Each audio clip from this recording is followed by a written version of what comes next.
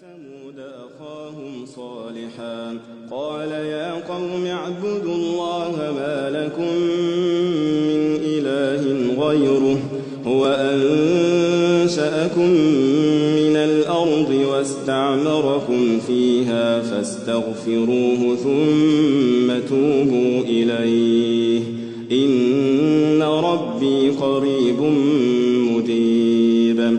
قالوا يا صالح قد كنت فينا مرجوا قبل هذا أتنهانا أن نعبد ما يعبد آباؤنا وإننا لفي شك مما تدعونا إليه مريب.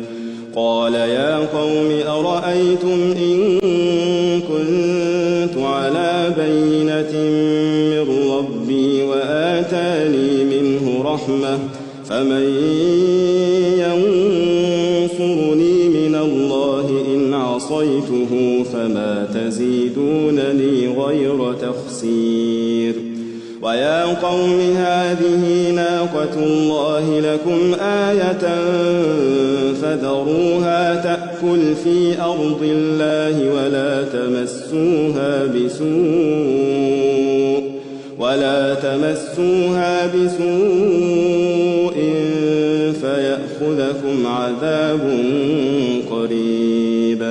فعقروها فقال تمتعوا في داركم 3 أيام ذلك وعد غير مكذوب.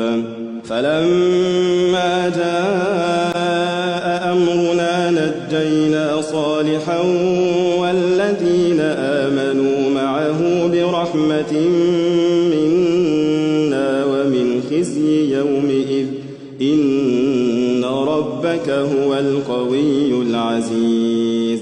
وأخذ الذين ظلموا الصيحة فأصبحوا في ديارهم جاثمين كأن لم يغنوا فيها ألا إن ثمود كفروا ربهم ألا بعدا لثمود.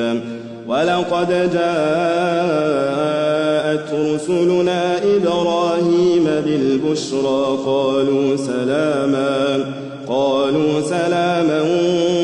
قال سلام فما لبث أن جاء بعجل حنيذ.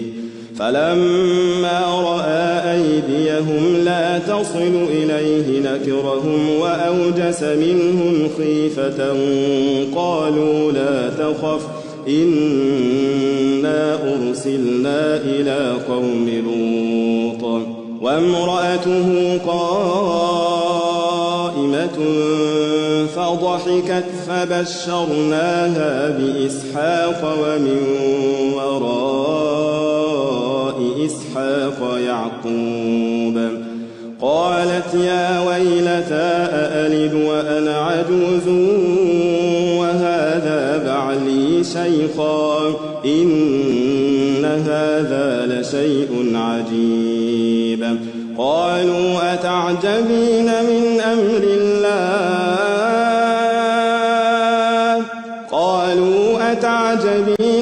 أمر الله رحمة الله وبركاته عليكم أهل البيت إنه حميد مجيد. فلما ذهب عن إبراهيم الروع وجاءته البشرى يجادلنا في قوم لوط